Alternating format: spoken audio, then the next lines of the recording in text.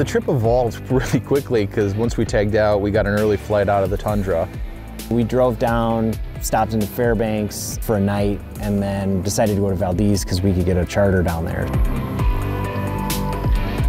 None of us had ever been there. We didn't know what to expect. Once we got close to Valdez, it's like the most incredible drive anyone's probably ever seen.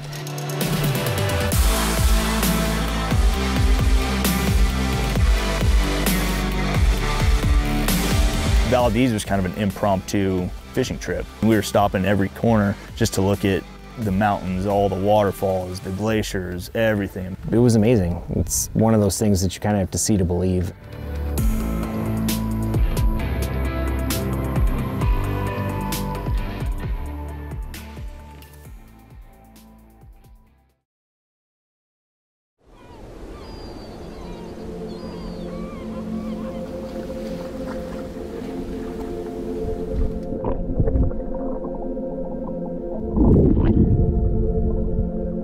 We've now successfully started the land to sea portion, the sea portion of our trip in beautiful, beautiful Valdez. It's amazing. Fishing for silver salmon now. We're off Alaskan Point, right in the harbor here. So they've been getting a few lately. Pink has been the hot color, pixies and spinners. So we're gonna give it a shot here for the next couple days, see what we can do. First tide's gonna be, low tide's gonna be about 9:23, which is right about now. So that's tide's gonna start coming up. Hopefully push a bunch of fish in. And should have some pretty good fishing for the next couple hours here.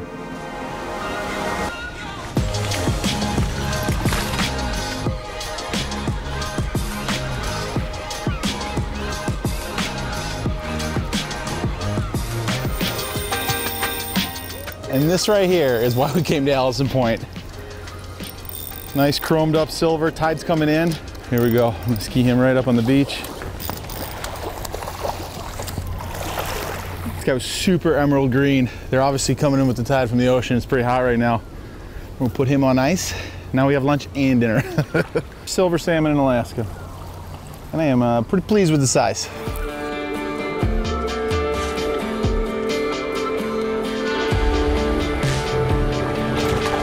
Oh, he's fighting pretty good. Thought he was a pink at first. He didn't hit very hard, and then he put up a fight. He's pretty fresh though. A lot of pinks. Finally got a silver. It's awesome.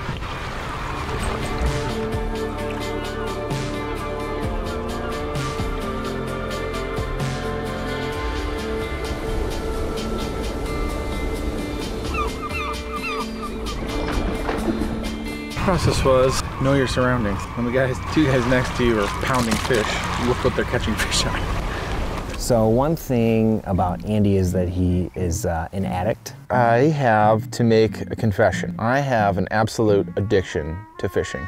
Everybody was catching fish and it was awesome, but you know, I think we were all starting to get a little worried about Andy and you know, his need to be fishing constantly while we were down there.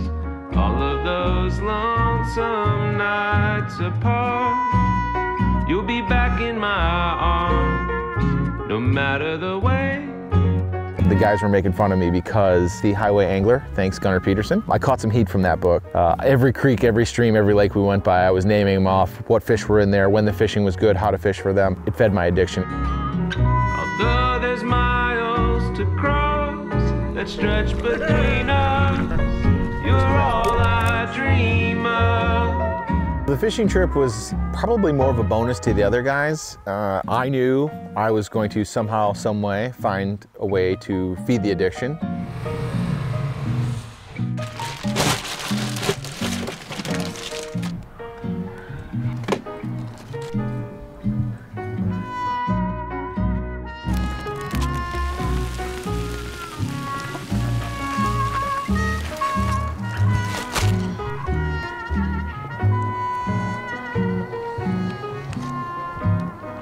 Yep. You better get in there, boyo.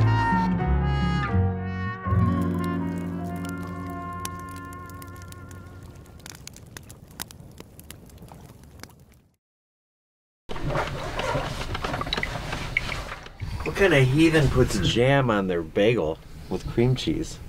could go either way. If jelly's here, like I put jelly on the cream cheese. It's just the way it works. You know, I don't know if we have jelly here and you have cream cheese here. Why would you put both? Okay, well, why don't you put peanut butter on the cream cheese? Like peanut butter and jelly. You don't put cream cheese on a peanut butter and jelly sandwich, right? Have you tried it? Well, yeah, it's terrible.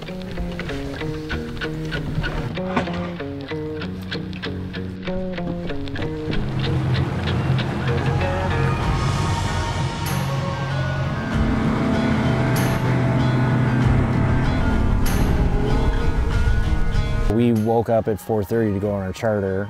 All the charter boats canceled except for, I think, 2 boats. And we went 70 miles one way. The other boat got to the edge of the sound and stopped and just fished there. I mean, there was good 6, sometimes 8 footers in the Pacific when we were out there in the Gulf of Alaska. Nobody else was out there. Maybe a freighter or two, but that's a different story. We were the only people out in the Gulf of Alaska from the Port of Valdez fishing on the day that we caught those fish.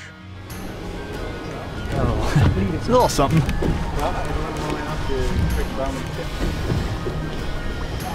Oh yeah. A lot of cranking. A lot of cranking. Yeah. Swing this way, swing this way. Yeah, man, I mean. Yeah. That would be the first halibut. Mine too. There you go. You ever got a halibut?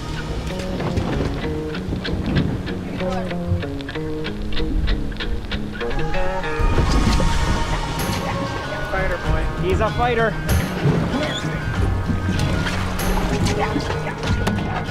I will say that our fishing trip was interesting in that we had a very interesting captain. He was a character. I mean, I don't think I've ever been berated while I was fishing before. It's better to be slow and methodical. Don't get all twitchy. Good. Actually, that thing was hooked really good for as lame of a hook set that was. Keep coming. It was right there. Oh, there's one. Oh my God, I hope you guys are better at hunting.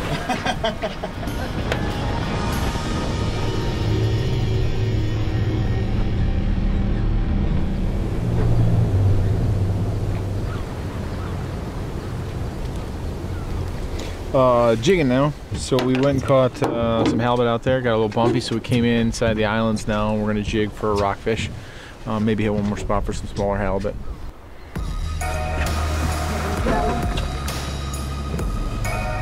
Grab the line and put it in the boat if you want, man. Just grab the line. There you go. Yes!